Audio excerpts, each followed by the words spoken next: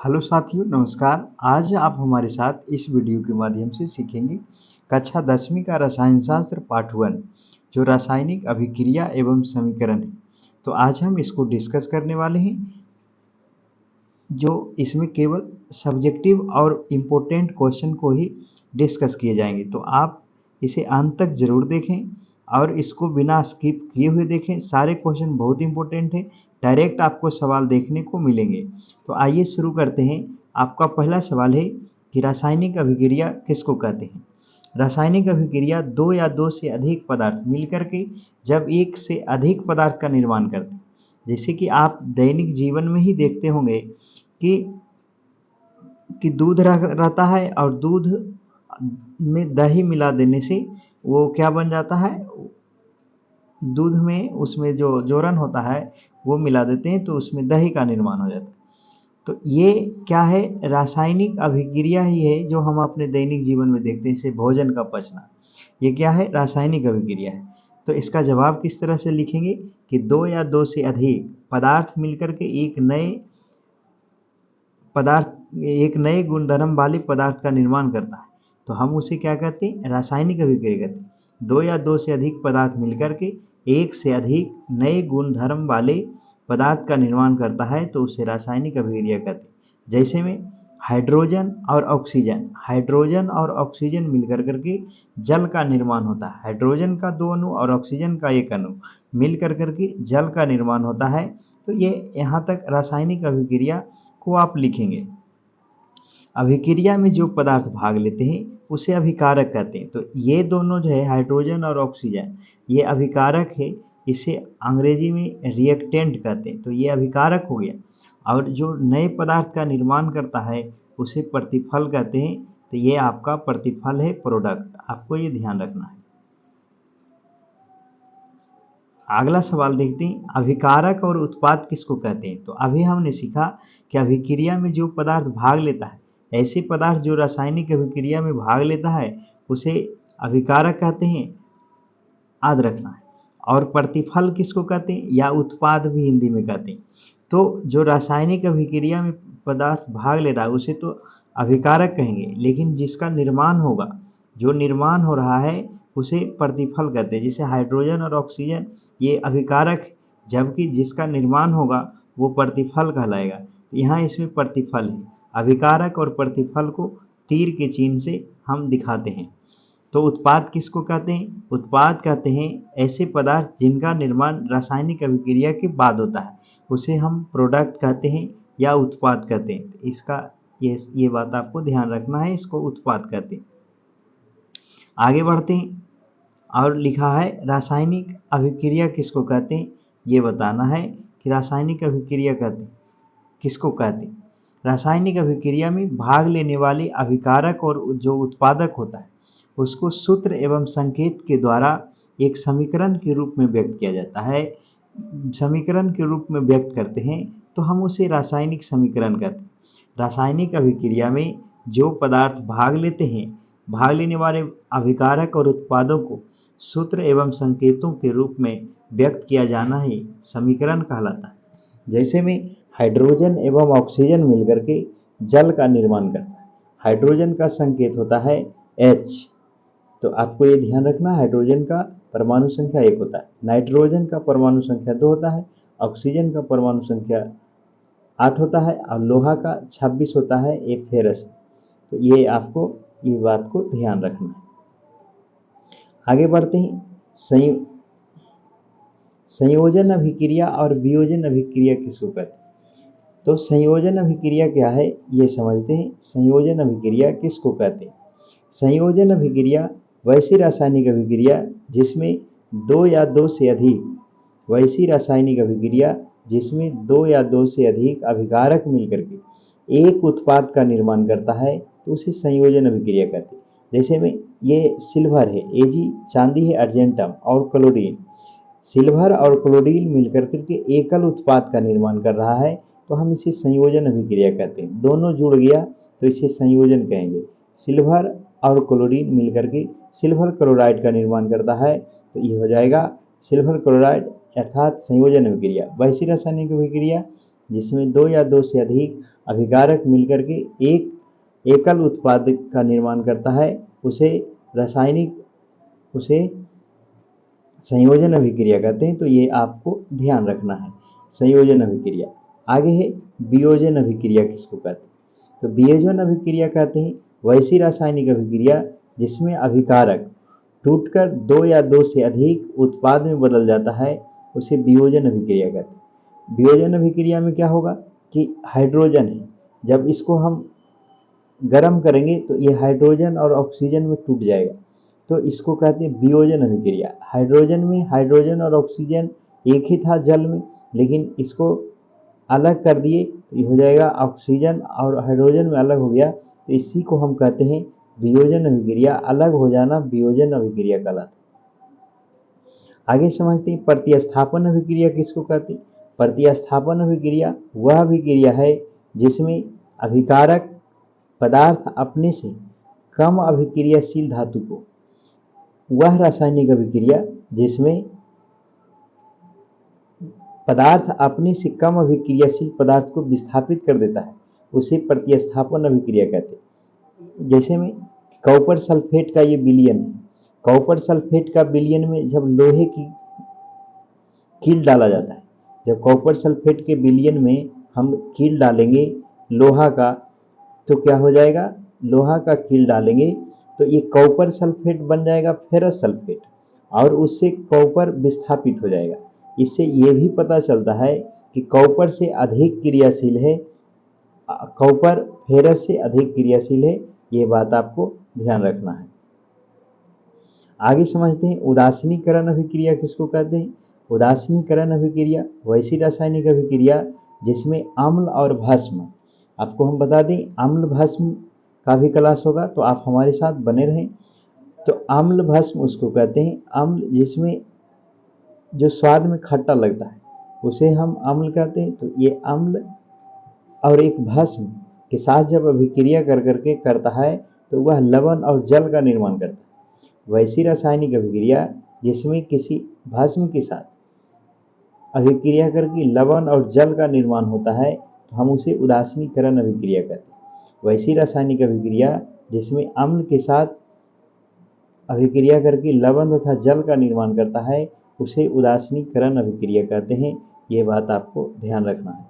जैसे में हाइड्रोक्लोरिक अम्ल जब सोडियम हाइड्रोक्साइड के साथ अभिक्रिया करता है, तो ये सोडियम क्लोराइड, ये नमक है और ये जल का निर्माण कर रहा है, तो ये नमक भी इसको बोलते हैं, लवण भी बोलते हैं। तो लवण और जल का निर्माण होता है उदासीनीकरण अभिक्रिया में, ये बात ध्यान रखना। उसी तरह से ये सल्फ्यूरिक अम्ल है, सल्फ्यूरिक अम्ल को हम जब पोटेशियम हाइड्रोक्साइड में मिला देते हैं तो ये K2SO4 और जल का निर्माण होता है, तो ये भी उदासीनीकरण अभिक्रिया का उदाहरण है। H2SO4 सल्फ्यूरिक अम्ल को बैटरिक अम्ल भी कहते हैं, ये बात ध्यान रखना है। शुक्र ग्रह पर सल्फ्यूरिक अम्ल अधिक मात्रा में पाया जाता है, तो ये शुक्र ग्रह पर अधिक मात्रा में पाया जाता है। हाइड्रोक्लोरिक अम्ल हमारे अमाशय में पाया जाता है, जिसका pH मान 1.0 होता है। ये साधारण नमक का सूत्र है, आपको ये भी ध्यान रखना है। आगे बढ़ते हैं, ऊष्माक्षेपी अभिक्रिया क्या है या ऊष्माशोषी अभिक्रिया क्या है? ऊष्माक्षेपी अभिक्रिया बताना है किसको कहते हैं? ऊष्माक्षेपी अभिक्रिया वैसी अभिक्रिया को कहते हैं जिसमें उत्पाद के निर्माण के साथ साथ ऊष्मा का भी उत्सर्जन होगा। अगर किसी रासायनिक अभिक्रिया में ऊष्मा उत्पन्न हो रहा है तो हम उसे ऊष्माक्षेपी अभिक्रिया कहते हैं। जब किसी अभिक्रिया से हमें ऊष्मा की प्राप्ति होता है तो हम उसे ऊष्माक्षेपी अभिक्रिया कहते हैं। जैसे में मीथेन में जब हम ऑक्सीजन मिलाते हैं तो ये कार्बन डाइऑक्साइड का निर्माण होता है और जल का निर्माण होता है, और प्लस में हमें पर्याप्त मात्रा में ऊष्मा उत्पन्न होता है। जैसे में आप देखे होंगे जो चूना वगैरह होता है उसमें मिला देते हैं, पानी डाल देते हैं, तो पानी डालने से उसमें क्या होता है कि पर्याप्त मात्रा में ऊष्मा उत्पन्न होता है। तो हमें जिसमें ऊष्मा की प्राप्ति होगा, ऊष्मा की प्राप्ति जब होगा तो हम उसे कहते हैं ऊष्माक्षेपी अभिक्रिया। लेकिन अभिक्रिया होने के लिए अगर ऊष्मा देना पड़े अलग से तो हम उसे ऊष्माशोषी अभिक्रिया कहते हैं। तो ये बात आपको ध्यान रखना है। आगे बढ़ते हैं, ऊष्माशोषी अभिक्रिया किसको कहते हैं? तो वैसी रासायनिक अभिक्रिया जिसमें अभिक्रिया के फलस्वरूप ऊष्मा का अवशोषण होता है, अर्थात उसमें ऊष्मा देने की आवश्यकता पड़ता है, तो हमें ऊष्माशोषी अभिक्रिया कहते हैं। जैसे में कार्बन और जल को जब ऊष्मा के साथ करेंगे तो ये कार्बन मोनोऑक्साइड और हाइड्रोजन गैस का निर्माण होता है, तो हम वैसी अभिक्रिया को ऊष्माशोषी अभिक्रिया कहते हैं। ये बात आपको ध्यान रखना है। आगे बढ़ते हैं, संतुलित रासायनिक समीकरण किसको कहते हैं? हमने एक और वीडियो बनाया है संतुलित रासायनिक समीकरण पर, अगर वो नहीं देखे हैं तो वो भी आप देखें। संतुलित रासायनिक समीकरण उसको कहते हैं वैसी रासायनिक अभिक्रिया जिसमें अभिकारक, अभिकारक क्या होता है? जैसे में इसमें जो है हाइड्रोजन और क्लोरीन, ये हाइड्रोजन और क्लोरीन जो है ये रासायनिक अभिक्रिया, ये हाइड्रोजन और क्लोरीन अभिकारक, तो अभिकारक के परमाणु संख्या प्रतिफलों की परमाणु संख्या के बराबर हो जाता है, तो हम उसे संतुलित रासायनिक समीकरण कहते हैं। जैसे हम यहाँ देखिए हाइड्रोजन, यहाँ हाइड्रोजन लिखा हुआ है लेकिन हाइड्रोजन के आगे 2 लगा है तो हाइड्रोजन 2 हो गया, क्लोरीन के आगे भी 2 है तो क्लोरीन भी 2 हो गया, लेकिन यहाँ भी क्लोरीन 2 है, यहाँ भी क्लोरीन 2 है। जब बाएं तरफ और दाएं तरफ दोनों तरफ परमाणुओं की संख्या बराबर हो जाता है तो हम उसे संतुलित रासायनिक समीकरण कहते हैं। तो ये हो गया आपका संतुलित रासायनिक समीकरण। उसी तरह से हाइड्रोजन और ऑक्सीजन मिलता है तो ये जल का निर्माण होता है, ये बात आपको ध्यान रखना है। फिर असंतुलित रासायनिक समीकरण किसको कहते हैं? असंतुलित समीकरण, संतुलित में दोनों तरफ बराबर था, बाएं तरफ और दाएं तरफ, लेकिन असंतुलित समीकरण में क्या होगा कि ये परमाणुओं की संख्या, वैसी रासायनिक अभिक्रिया जिसमें परमाणुओं की संख्या तथा परमाणुओं की संख्या प्रतिफलों में परमाणुओं की संख्या अगर बराबर नहीं होता है तो हम उसको असंतुलित रासायनिक समीकरण कहते हैं। जैसे हम हाइड्रोजन और क्लोरीन मिलकर के हाइड्रोजन क्लोराइड का निर्माण करता है, तो ये असंतुलित है, क्योंकि इधर 2 है, इधर भी 2 है, इधर 2 नहीं है, ये हो जाएगा। हाइड्रोजन और ऑक्सीजन, हाइड्रोजन का परमाणु संख्या इधर 2 है, इधर भी 2 है, लेकिन इधर हाइड्रोजन 2 2 4 हो गया, जबकि ऑक्सीजन 2 ही है, ये हो जाएगा असंतुलित रासायनिक समीकरण। अगला सवाल है संक्षारण किसको कहते हैं? आप इसका ये जवाब लिखेंगे। संक्षारण माने होता है धातु में जंग लगना, तो उसको हम संक्षारण कहते हैं। देखिए समझिए, जब कोई धातु अपने आसपास जब हम उसको खुली हवा में छोड़ देते हैं तो वो वातावरण से अभिक्रिया कर लेता है, ये भी एक प्रकार का अभिक्रिया है।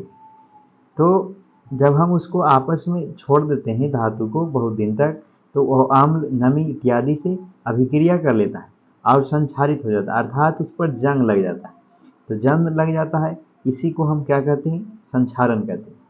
उदाहरण के लिए चांदी जब आप पहनते होंगे, बच्चे लोग पहनते हैं, जवान भी पहनते हैं, हालांकि सभी पहनते हैं, तो उस पर भूरी रंग की परत हो जाता है, कुछ साल के बाद लगेगा वो काला हो गया है। तो इस तरह से ये भी, इसको संक्षारण का ये उदाहरण है। तांबे के ऊपर हरी का परत जम जाना, तांबा का ऊपर हरे रंग का परत जम जाता है, तो वो भी संक्षारण का उदाहरण है। लोहे में जंग लग जाता है, आपको ये बात ध्यान रखना। अब आगे समझते हैं जंग लगना किसको कहते हैं और जंग का रासायनिक सूत्र लिखिए। तो जंग लगना क्या है ये समझते हैं। जंग लगना जब लोहे की नई वस्तु चमकीली होती है, लेकिन धीरे धीरे अपने आसपास ये जलवाष्प, नमी, लोहे की बनी वस्तु चमकीली होती है लेकिन धीरे धीरे अपने आसपास नमी, जलवाष्प से अभिक्रिया करके उस पर भूरे रंग की परत चढ़ जाता है। आमतौर पर इसे ही प्रक्रिया को ही लोहे पर जंग लगना कहते हैं। और जंग लगने का होता है सूत्र FeSO4 × H2O। तो इसको ये ध्यान रखना है, जंग का सूत्र होता है FeSO4 × H2O। और जंग लगने पर किसी वस्तु का भार में वृद्धि हो जाता है, ये ध्यान रखना। आगे बढ़ते हैं, उत्प्रेरक किसको कहते हैं? ये सब सवाल आते हैं। उत्प्रेरक किसको कहते हैं? कैटेलिस्ट। तो वैसे इसको समझिए, उत्प्रेरक किसको कहते हैं? वैसे पदार्थ जो स्वयं रासायनिक अभिक्रिया में भाग नहीं लेता है, अभिक्रिया में वो भाग नहीं लेगा, लेकिन प्रतिक्रिया के वेग को बढ़ते या घटाता है, तो हम उसे उत्प्रेरक कहते हैं। वैसे पदार्थ जो स्वयं रासायनिक अभिक्रिया में भाग नहीं लेगा लेकिन प्रतिक्रिया का वेग को बढ़ा देता है या घटा देता है, तो हम उसे उत्प्रेरक कहते हैं। जैसे में C6H6 6 में क्लोरीन मिला रहे हैं और इसमें लोहा डालने से वो अभिक्रिया कर लेता है, तो हम यहाँ जो है ये लोहा जो है अभिक्रिया में भाग नहीं ले रहा है, लेकिन फिर भी ये अभिक्रिया की दर को घटाता है, बढ़ाता है, तो हम इसी को क्या कहते हैं, उत्प्रेरक कहते हैं। आपको ये ध्यान रखना है। आगे है जब लोहे की कील को कॉपर सल्फेट के विलयन में डुबाया जाता है तो विलयन का रंग क्यों बदल जाता है, इसको ध्यान रखना है। तो जब लोहे की कील को कॉपर सल्फेट के विलयन में डुबाते हैं तो क्यों बदल जाता है। जब लोहे की कील को कॉपर सल्फेट के विलयन में डालते हैं तो लोहा कॉपर सल्फेट के जलीय विलयन से कॉपर को विस्थापित कर देता है। यही कारण है कि कॉपर सल्फेट का रंग बदल जाता है, ध्यान रखना है। जब लोहे की कील को कॉपर सल्फेट के विलयन में डालते हैं तो लोहा कॉपर सल्फेट के जलीय विलयन को विस्थापित कर देता है। विस्थापित मैंने हटा देना। यही कारण है कि कॉपर सल्फेट का रंग बदल जाता है, ये बात ध्यान रखना। यहाँ रिएक्शन दिया है कि कॉपर सल्फेट का पहले रंग जो था वो नीला कलर का था, लेकिन जब उसमें लोहे की कील डाला गया तो फेरस सल्फेट बना और ये हरे रंग का हो जाता है और कॉपर और फिर ये भूरा रंग का कॉपर प्राप्त होता है, ये बात ध्यान रखना है। आगे बढ़ते हैं। अवक्षेपण अभिक्रिया किसको कहते हैं। अवक्षेपण अभिक्रिया क्या होता है, तो वैसी रासायनिक अभिक्रिया जिसमें प्रतिफल श्वेत अवक्षेप के रूप में विलयन से अलग हो जाता है और जल में अविलेय होता है। याद रखना है कि अवक्षेप जो होता है वो जल में घुलनशील नहीं होता, अविलेय माने घुलने वाला नहीं, तो उसे अवक्षेपण अभिक्रिया कहते हैं। ये हो जाएगा अवक्षेपण अभिक्रिया। तो ये हम जो भी इसमें सवाल थे इम्पोर्टेंट वो हम आपको बताए, तो आप इसको पूरा देखने के लिए आपको बहुत बहुत धन्यवाद। आप अपने सारे दोस्तों के साथ लाइक करें, शेयर करें और सब्सक्राइब करें। Thank you very very much.